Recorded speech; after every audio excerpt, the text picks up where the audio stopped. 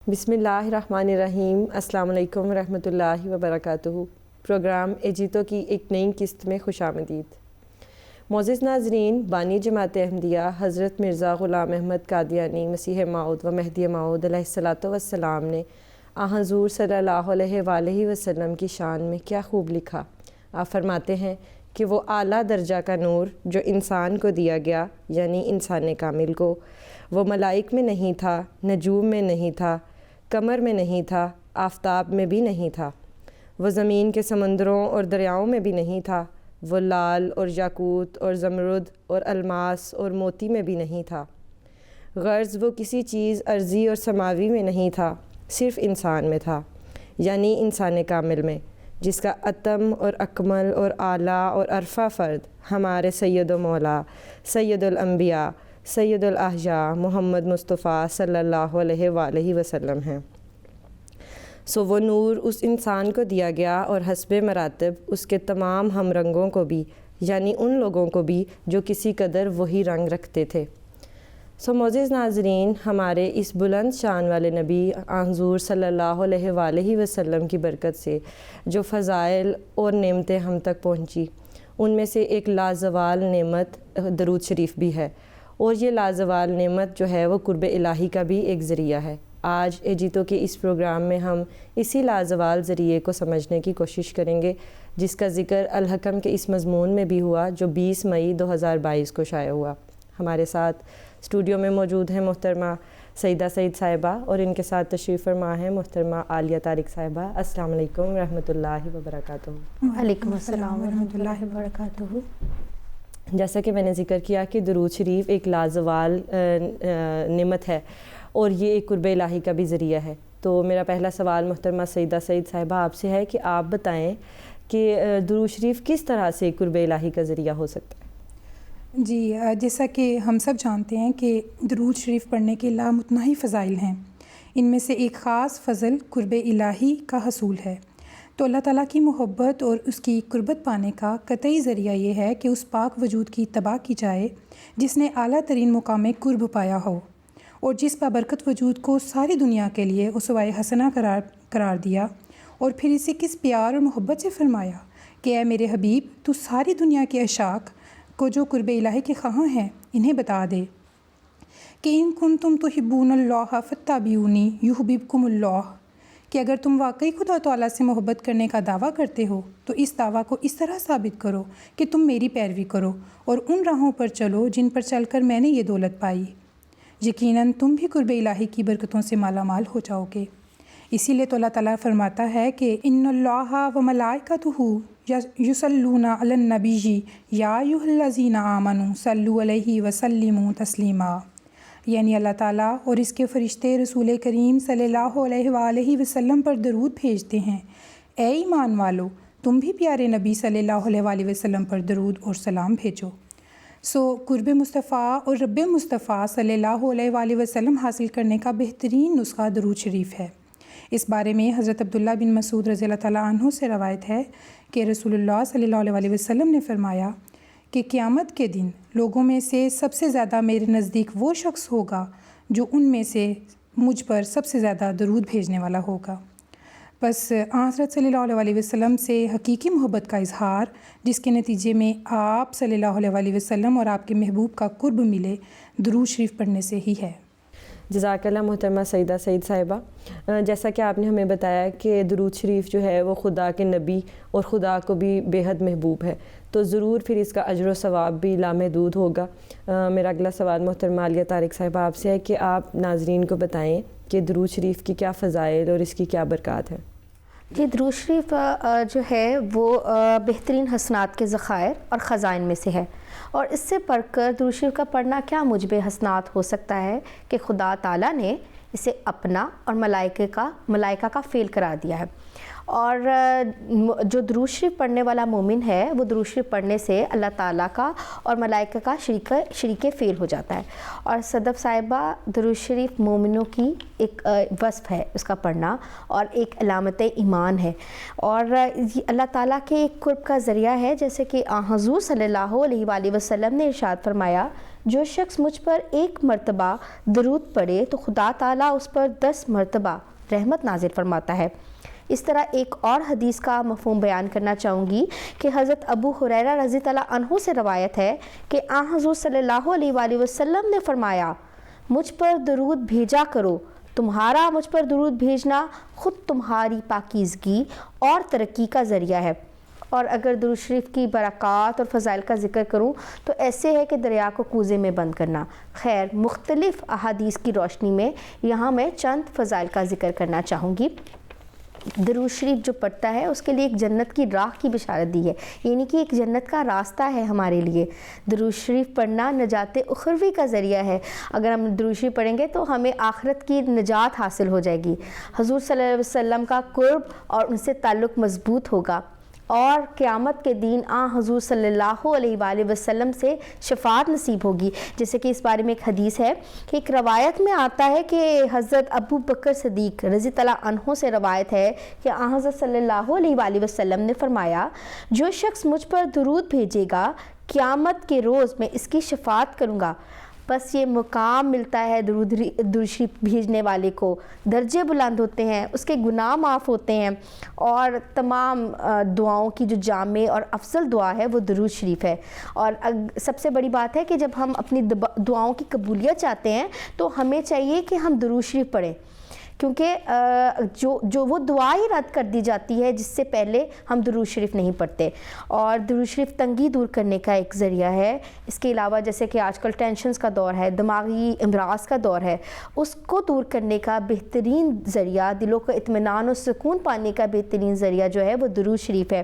اور اگر کوئی غریب ہے وہ صدقہ خیرات نہیں کر سکتا تو اس کی کمی اور تلافی کو بھی درود شریف ہی دور کر دیتا ہے۔ اور درود شریف پڑھنے کی اتنی اہمیت ہے، اس قدر تاکید ہے کہ جو شخص حضرت صلی اللہ علیہ وآلہ وسلم کا ذکر سن کر آپ پر درود نہ بھیجے وہ خدا تعالیٰ سے ہی دور ہو جاتا ہے۔ تو اگر کوئی شخص چاہتا ہے کہ اس کی دعائیں قبول ہوں تو اس کو چاہیے کہ وہ درود شریف پڑھے، کیونکہ درود شریف میں سب سے بڑی اور چھوٹی سے چھوٹی دعا بھی آ جاتی ہے۔ جزاک اللہ محترمہ عالیہ طارق صاحبہ۔ دیکھا جائے تو پھر یہ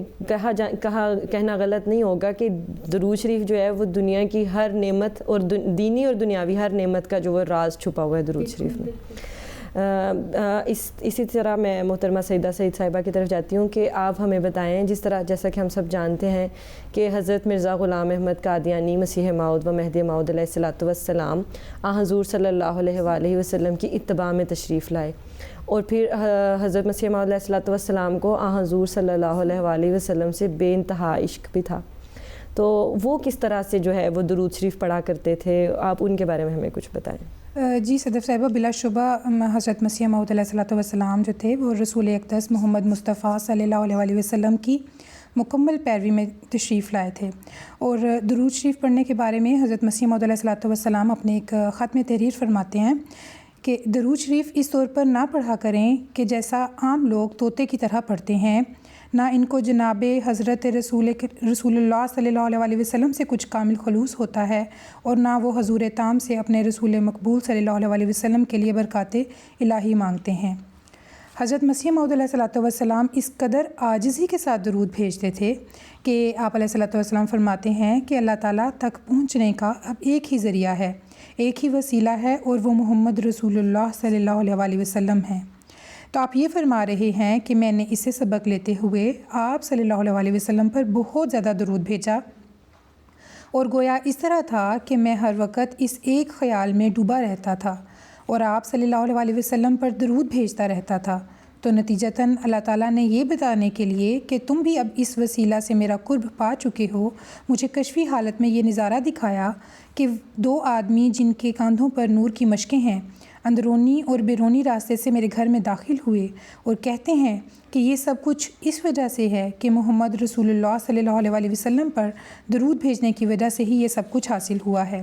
تو اندرونی اور بیرونی راستوں سے داخل ہونے کا مطلب بھی یہی ہے کہ اب اس برکت سے آپ پر ہر طرح کی برکتیں اور فضل نازل ہوتے رہیں گے، اور آپ پر بھی حضرت صلی اللہ علیہ وسلم کا فیض جو ہے وہ پہنچتا رہے گا۔ اور حضور تام کی ایک یہ بھی نشانی ہے کہ اکثر اوقات گریہ و بکا ساتھ شامل ہو اور یہاں تک یہ توجہ رگ اور ریشہ میں تاثیر کرے اور خواب اور بیداری یکساں ہو جائے۔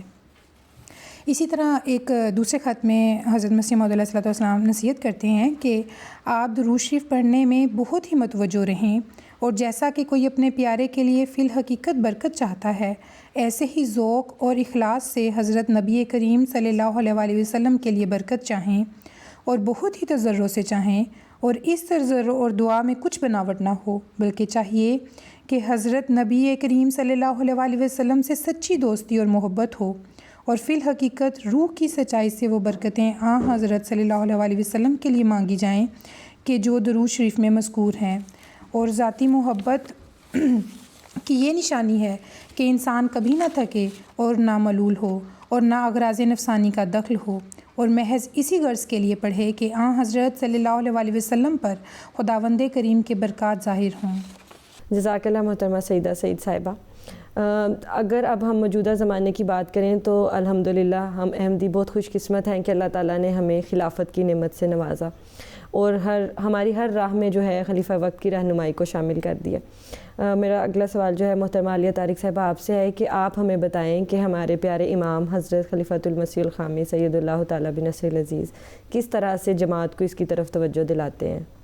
جی دیکھیں صدف صاحبہ، ہم تو بہت خوش قسمت لوگ ہیں کہ ہمیں اس زمانے کے امام سیدنا حضرت مرزا غلام احمد قادیانی علیہ الصلوۃ والسلام کو ماننے کی توفیق ملی، پھر ان کے بعد ان کے خلفائے کرام کے ارشادات ہمارے لیے مشعل راہ بنے، اور جیسا کہ آپ نے کہا کہ ہمارے لیے تو اللہ تعالیٰ کا احسان ہے کہ اس زمانے میں حضرت مرزا مسرور احمد اید الطالع بن نصر العزیز خلیفۃ الوقت جو ہیں وہ ہماری رہنمائی کا ذریعہ بن رہے ہیں۔ تو درود شریف پڑھنے کی طرف حضور اید اللہ تعالیٰ نے اپنے خطبات میں توجہ بارہا دلائی ہے، بہت بار انہوں نے دلائی ہے۔ اس سلسلے میں ایک